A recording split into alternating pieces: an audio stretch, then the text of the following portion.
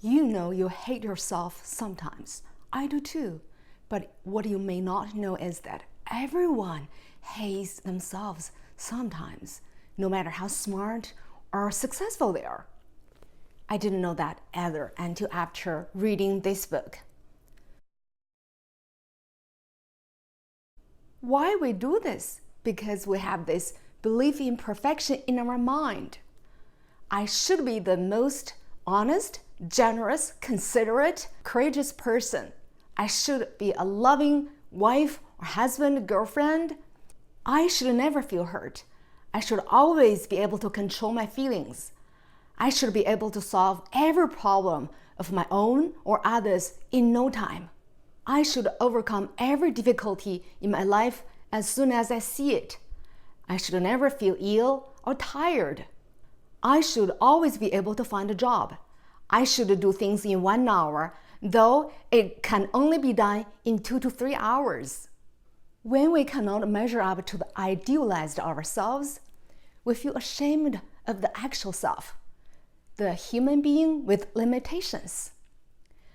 Basically, the self-hate is a sanction for all the unfulfilled shoes. In another word, we would feel no self-hate if we could be a superhuman being. In favorable conditions, as human beings, our energy should be put in to realize our own potentials, to become a better and strong person. Self-hate is a way we shift or waste our constructive energy to fulfill this idealized image, a being of absolute perfection.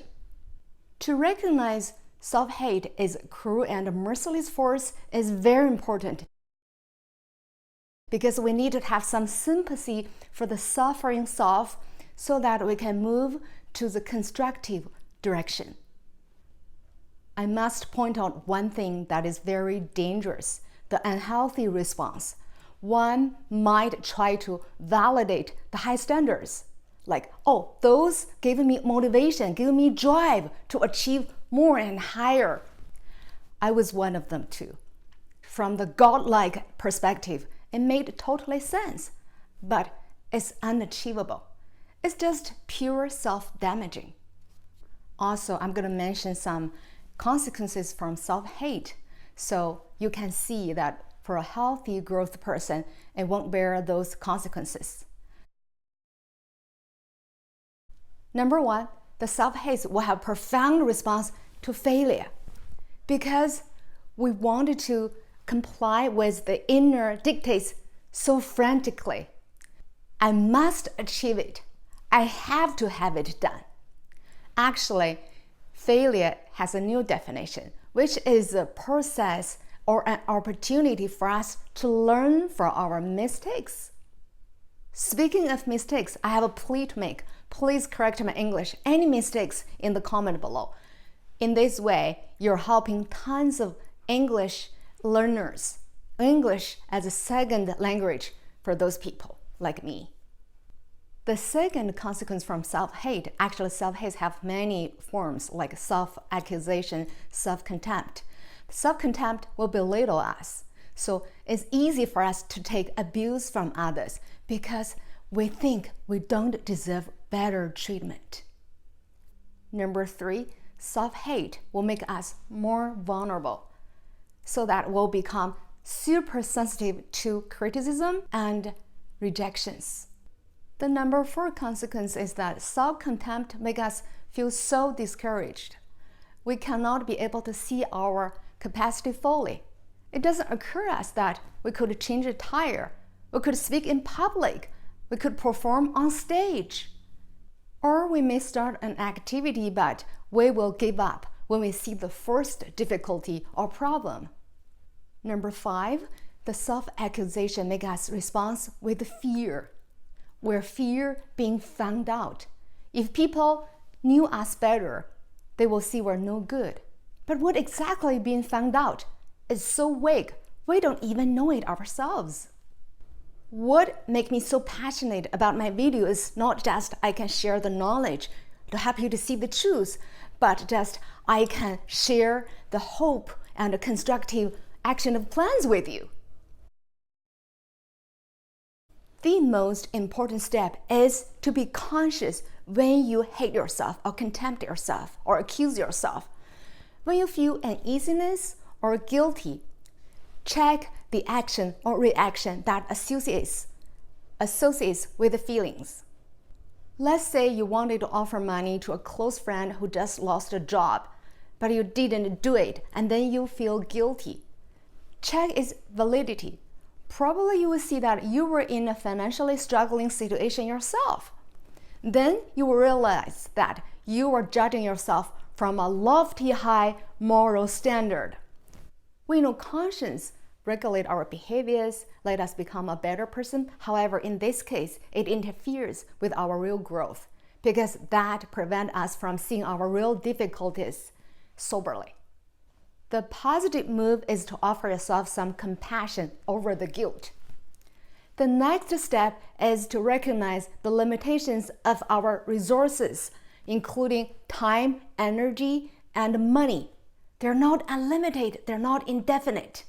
And also, when we know our real wishes, then we can develop this ability to renounce some less important goals for the more important ones. Because our goals cannot rank equally. We need to set precedents. And then we can forgo certain activities and satisfactions and focus better on others with the limited resources. Otherwise, we won't know we face too much demands from ourselves. We'll feel frustrated and we'll hate ourselves for not being able to fulfill a goal or to any failures. Recognize our limitations will also help us to deal with our shortcomings. We shouldn't even have them, right? And that's why we accuse ourselves mercilessly without reasoning. When we look at our shortcomings in a real way, then when anything happens, we can examine the situation in a constructive perspective. Then we can try to find out what's responsible for it in ourselves, not blame ourselves as a whole being responsible for the thing. Then we can try to figure things out, to work things out. Here's the trick. In this case, we don't lose the opportunity to learn from our mistakes. No matter you're aware or not, there is war going on within us, in every one of us. One part of us wants to grow as a real person to bring our own potentials. The other part of us wants to pursue the glory self. Only when the self-hate abates, we can have more sympathy for ourselves. Then we can find out our real potentials. But it still sounds scary. Do we really have potentials? We don't know.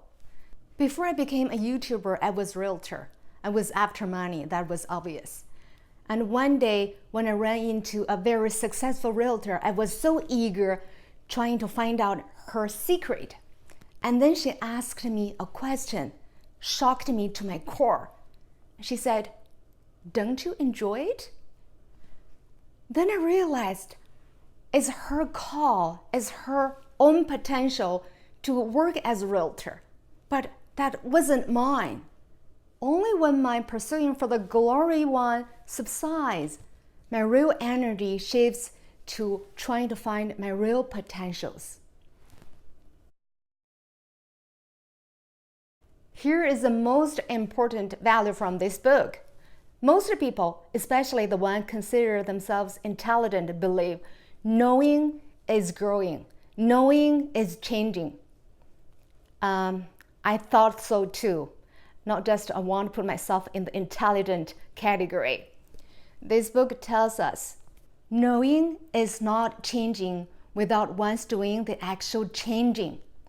The English is a little bit complicated for me, but I get it. So I made an action list. Here is something for us to do to show us some sympathy and you feel better after if you want to do any or all of them. I didn't put any end screen at the end of my video so that if you want to do any of them, it's going to be easier. 1. Get up and stretch. 2. Look far to relax your eyes, maybe afar. 3. Drink a glass of water. 4. Switch should to want. So if you think you should get up and stretch, you don't do that, then you feel bad. So let's switch that to want. I want to get up and stretch. Even you don't do that, don't accuse yourself. Don't hate yourself. 5. Eat healthy snack. Sorry, Lulu, that's my cat. 6. Put one thing away. 7. Take a few deep breaths. Relax both your mind and body. 8. Take a 10 minutes walk. 9. Do a 2 minutes meditation. I made a 2 minutes meditation video at the end of this video. 10. Do one thing that has been procrastinated. Let's say you wanted to make a dental appointment or anything. 11. Sort your garbage before throwing them away. I hope you feel better after doing any of them, but don't feel bad if you don't do any of them. The point is that don't let the shoes make us feel bad or hate ourselves. Don't forget to correct my English and subscribe to my channel if you find value. And you can go to my Chinese channel to see the Chinese version of this video. Here comes the meditation. See you next time. 2 minutes meditation with me. Find yourself a comfortable position. Relax. Close your eyes. Bring your attention to the touch of the seat. Take a deep breath through your nose. Fill up your lungs and down into your belly. Feel the air when exhale. Continue deep breathing. At the same time, relax your head, your jaw, your neck, your shoulders, your chest, your stomach, your back, especially your lower back, your arms, hands, legs, ankles, and your feet. Let go of all the tension in your body. If your mind wanders away, notice that. Just gently pull it back. Your body is filled with peace and warmth. Keep deep breathing and feel your chest going up and down with your breath. Move your attention to the touch of your seat. Gently open your eyes.